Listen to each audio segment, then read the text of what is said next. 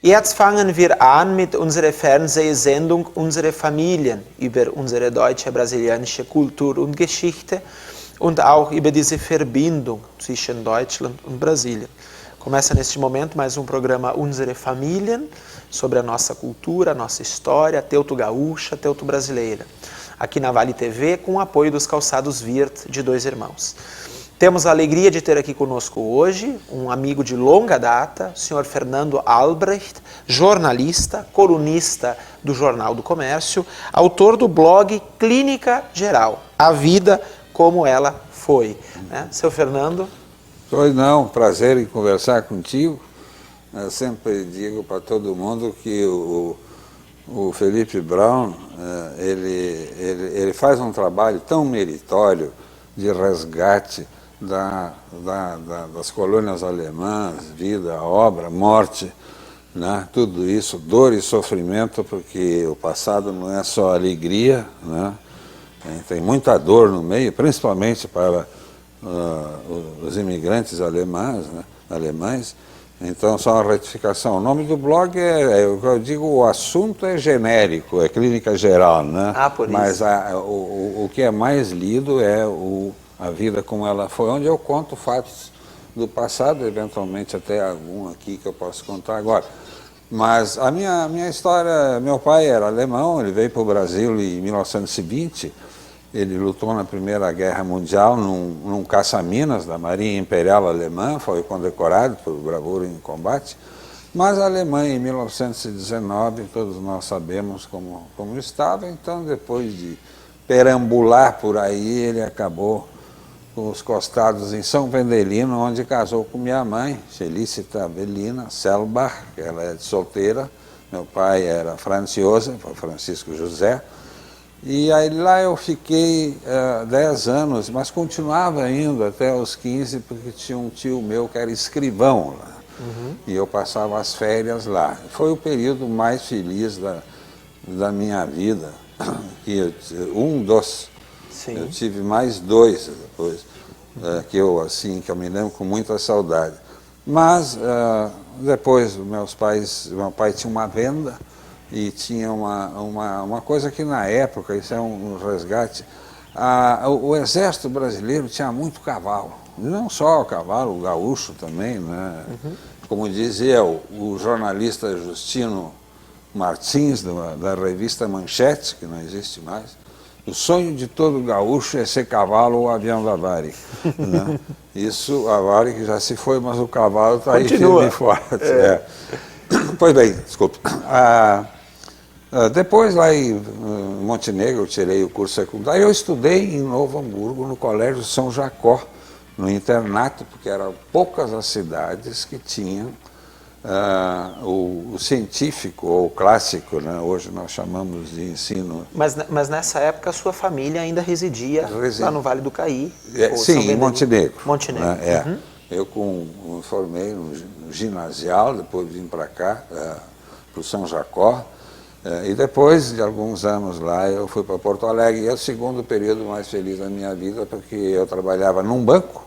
Eu tirava o brevet no Aeroclube de Montenegro, fui piloto de aeroclube durante alguns anos. Então, de manhã, o banco na época só funcionava de tarde, e de noite, no verão, nós pegávamos o povo chama de teco-teco, mas era um avião de treinamento chamado CAP-4, vinhamos para Porto Alegre, para aí sim, aí a farra, e à noite era uma criança. Esse é um resumo. A história do jornalismo começou... Eu era assistente da gerência de um banco, que não existe mais, o Banco da Província, e aí o Montepio da família militar comprou os 3 maiores bancos gaúchos, na Província, Nacional do Comércio e Sul Banco. E aí eu já vi que não era bem isso que eu queria, aí comecei a fazer faculdade de jornalismo, em 68 eu entrei como repórter policial na Zero Hora. Esse foi o terceiro período mais feliz da minha vida. Mas como repórter policial é uma história mais diferente da outra. Sim. Cada momento... Eu sempre digo, todo jornalista tinha que fazer um estágio na reportagem policial. Na época, a Zero Hora não era da família Sirotsky, era de um carioca chamado Aride Carvalho, grande dono de jornal. Grande mesmo. E eu trabalhava de madrugada e final de semana era plantão dobrado. Eu pesava 61 quilos, Abraão. Entende? Porque eu dormia 2 horas por dia, porque tinha faculdade de manhã, banco de tarde e 0 hora de madrugada. Mas eu curtia muito aquilo. Então eu sempre digo o seguinte, o jornalismo, a reportagem policial, ela é a única que dá detalhe, que te forma uma imagem. Por exemplo, tu diz, João da Silva foi atropelado, não te diz nada. João da Silva, 17 anos, foi atropelado. Bom, peraí, o cara é guri. João da Silva, 17 anos, foi atropelado no bairro Moinhos de Vento. Ah, bom, o cara já mora num bairro bom. João da Silva, 17 anos, morador do bairro Moinhos de Vento, foi atropelado por uma Mercedes. Então, entende? Vai se formando um quadro e tu começa a ver o João da Silva.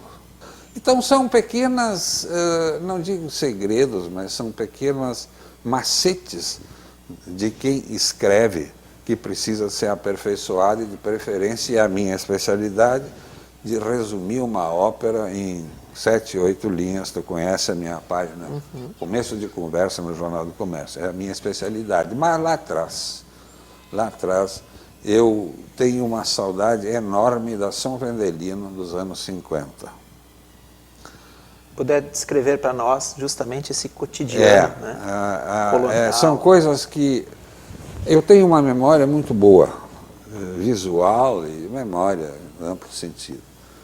Eu posso reproduzir sons e conversas e descrever cenas que eu vi a partir dos 5, 6 anos. A primeira lembrança que eu tenho de mim, né, foi num churrasco que o pai deu na venda. Ele tinha uma prensa de alfafa, eu falei no cavalo. O cavalo come alfafa, então ele tinha uma... E era um negócio que dava um belo dinheiro para os colonos. Mas, certa altura, o padre vigário, chamado Caspari, ele usava óculos e eu vi as chamas da churrasqueira refletidas no óculos dele. Aquilo foi uma descoberta, né? Tanto que eu nunca mais esqueci essa cena. Eu tinha 4 anos e meio, 5 anos no máximo, quando isso aconteceu. Então, a São Vendelino, dos meus anos, até 58, já na casa do meu tio, o Arroio Forromeco, a minha pitangueira. Eu tinha uma ilha, o Forromeco é um arroio, né, que lá pelas tantas tem um canal que abastecia o moinho colonial. E de noite dava luz para alguns sortudos que podiam pagar durante até as 10 da noite. E tinha um canal que abastecia, então, o moinho, né, e gerava eletricidade. E ele dava uma voltinha e tinha uma ilha onde eu botei uma tábua, que eu acho que eu levei 1 mês para carregar essa tábua até uns 300 metros de casa, e ali eu fingia que ali era a minha ilha particular. E eu era o rei das pitangueiras. Isso com quantos anos, Albrecht? Isso já com 7, 8, por aí, né? E ali ninguém entrava, ninguém saía, até porque ninguém tentou. Mas seria repelido a espadaço de pirata. Mas essas lembranças, isso tem uma coisa que na colônia eu gostava muito, que era de casa até o grupo escolar, era a vila propriamente dita, era 1 quilômetro. Então, às vezes, a gente ia visitar famílias, comer traíra frita, a milanesa, ou cascudo, né? Traíra tinha um problema da espinha, mas então a volta se dava em estrada de chão batido, onde passava um automóvel e meio por cada 2 anos, né? E indo com o foco, a lanterna iluminando a estrada. Eu tenho uma lembrança, uma saudade desse tempo, que como toda criança, a gente tinha medo do escuro, mas perdia. Em grupo, mesmo que se contasse uma história tenebrosa, né, em grupo não tinha problema, nós estávamos tudo junto. Quando meu pai foi visitar os pais deles, essas lembranças vão vindo assim, os borbotões. Na Alemanha, em 52, ele, quando voltou, não sei como ele conseguiu comprar, ele foi de navio, obviamente, e voltou, como ele tinha vindo da Alemanha também, um livro sobre lendas amazonenses. E um deles chamava-se...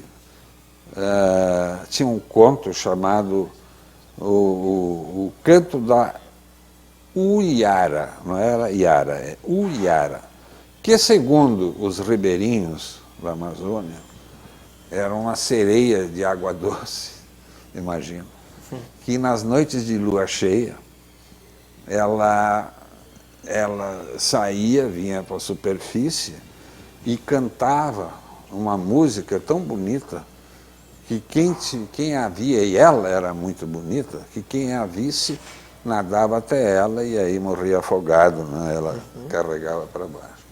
Depois teve uma noite, que aí também, com coisa de 7, 8 anos, que eu vou lá ver a Iara.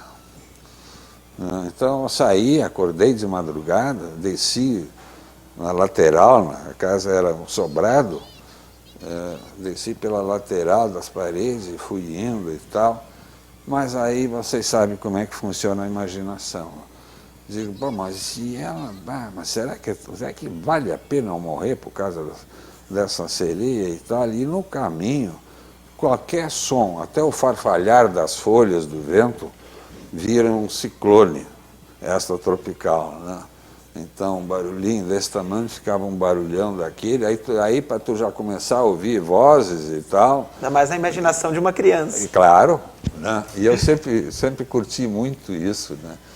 Porque as crianças naquele tempo não tinham acesso a brinquedos como nós o conhecemos hoje. Então, tu pegava, isso quem nasceu na colônia, sabe?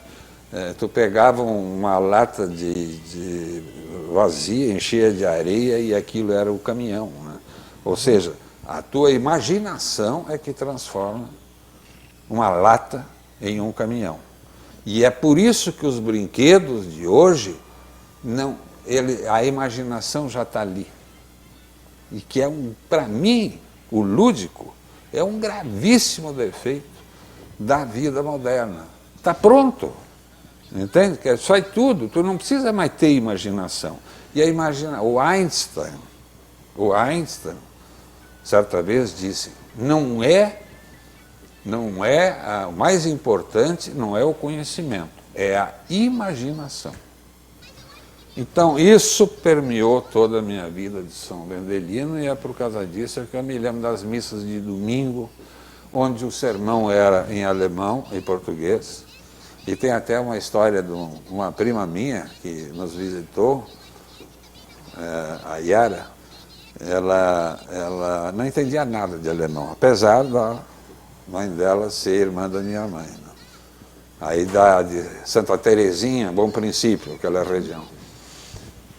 E ela, depois da missa, o sermão em alemão, ela depois na saída disse, olha, vocês dizem que o alemão é difícil, eu não achei. Eu entendi o que o padre disse. Que história é essa? Não tem nada, nem hiato sabe dizer, sem sotaque. E ela disse, claro, o padre disse, a galope sai Jesus Cristo. Gelobt sei Aí eu, poxa, mas, tá, Gelobt ja Jesus Christus. Sim.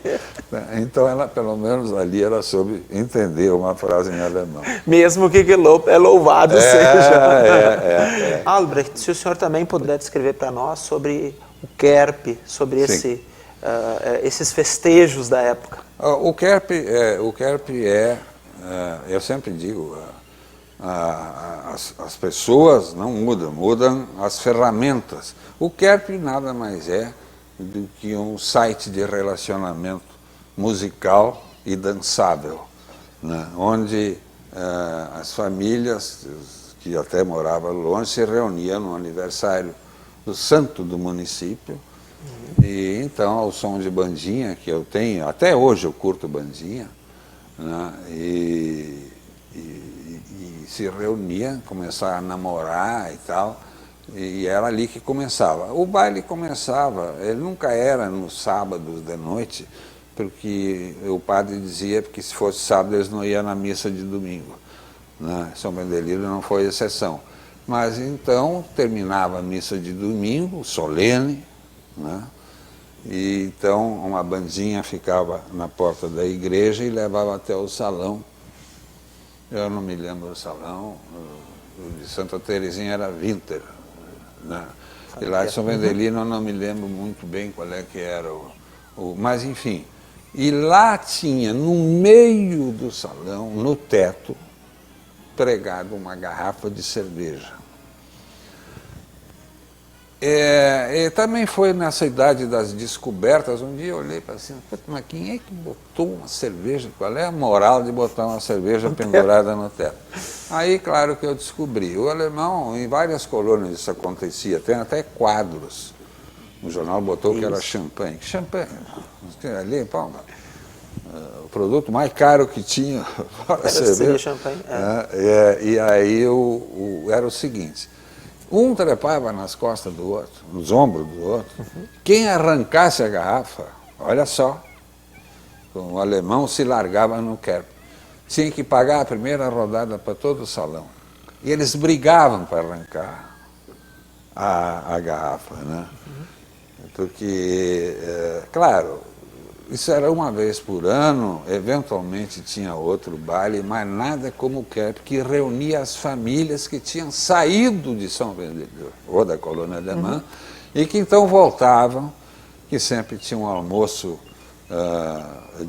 típico alemão, né, mais caprichado, com sobremesas, que era a minha predileta, onde se matavam saudades e eventualmente se fazia novas amizades e todo mundo saía com um pouco de dor no coração, porque só no ano seguinte nós nos veríamos de novo, tios, tias, primos e familiares que a gente nem conhecia. Tudo era especial nesse período de Tudo Kerp. era especial.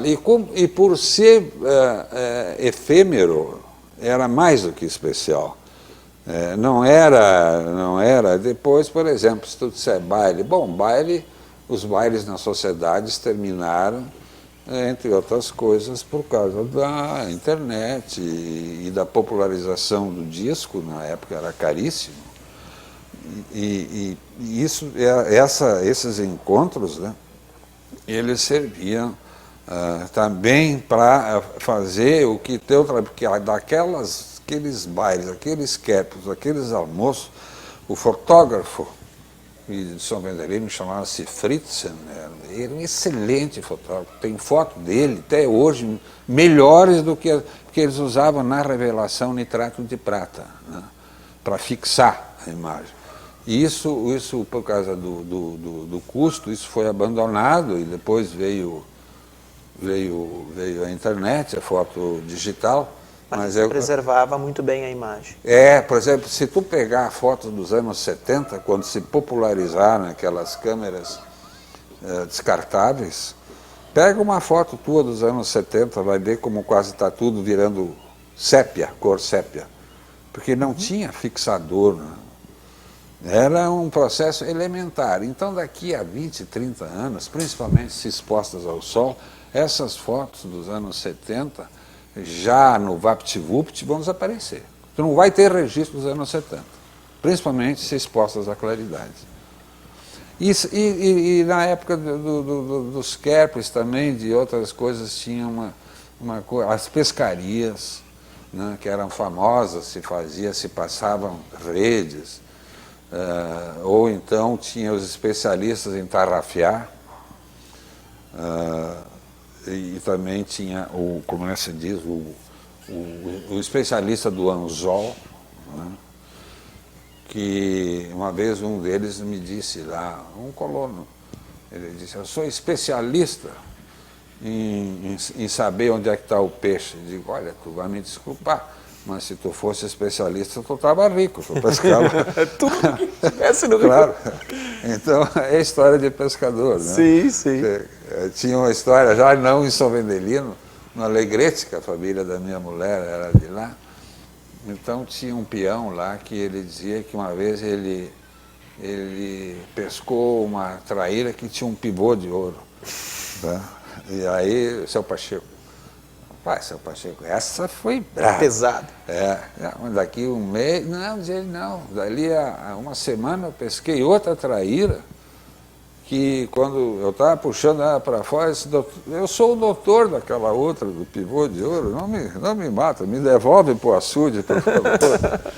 Então essas histórias da colônia eram um humor singelo, era um humor porque a gente tinha 14, 15 anos e brincava de mocinho na praça, né? Hoje, com 10 anos, principalmente as garotas já sabem tudo, ou pensam que sabem tudo.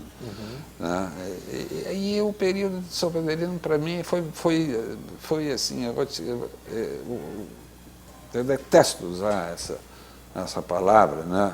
Não vou dizer um sonho, mas foi uma coisa mágica que eu trago dentro de mim, e a saudade dos meus pais, dos meus irmãos, que não se foram todas. Pai é uma coisa que tu descobre depois de velho. Eu não passo um dia sem me lembrar do meu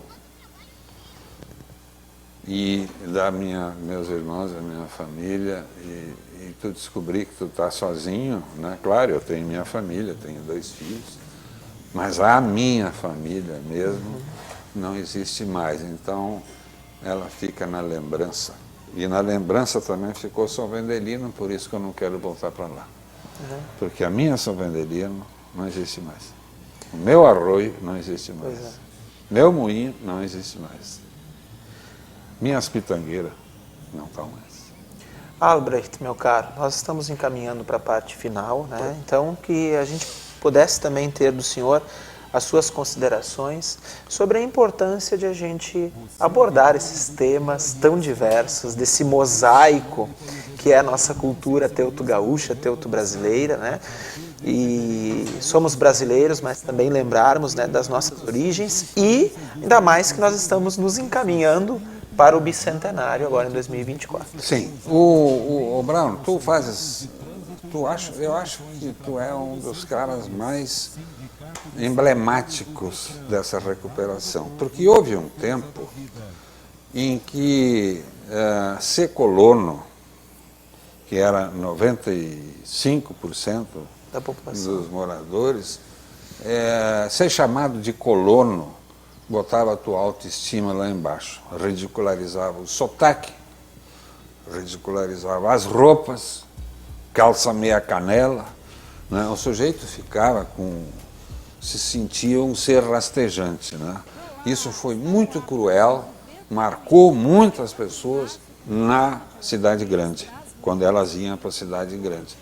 Hoje, o que eu noto é o contrário. Eu vejo, às vezes, cidades pequenas cultivando tradições, e aí que tu entra. A curiosidade das cidades, aqui eu vejo no Vale do Paranhana, não é o único, mas no Vale do Paranhana, no Vale do Caí, as famílias buscam os seus antepassados, inclusive na Alemanha, fazem árvores genealógicas, querem saber como é que eles viviam, o que eles comiam. Isso tudo precisa ser resgatado antes que desapareça. Eu conheci um cônsul alemão que ele me disse o seguinte, que o que ele fazia nos finais de semana, ia para as colônias, quanto menores melhor, porque ele pegava receita de comida, de embutidos, que não existia mais na Alemanha. Porque assim como o alemão, o Plattdeutsch, ele parou em 1824 e nas outras, né? Aquelas receitas hoje não existem mais na Alemanha. Então tu vê que em qualquer aspecto da vida moderna, é quase uma obrigação tu transformar a história oral em escrita, para não desaparecer, e até como está lá na cozinha, como fazer certos pratos de doces. A minha mãe fazia, mas infelizmente eu não sei nem fazer ovo duro, então não estou aí. Não, mas eu acho muito importante isso aí. Obrigado, Albrecht, né, pelas tuas palavras, por estar aqui hoje, por dividir comigo e com os nossos telespectadores, né, as tuas vivências, as tuas memórias. Certamente estará novamente aqui conosco, né, além de agradecer a você. Agradeço a todos vocês que nos acompanham aqui na Vale TV, no Unsere Familien, que também continuem nos acompanhando no Facebook, no YouTube e aqui no canal 14 da NET.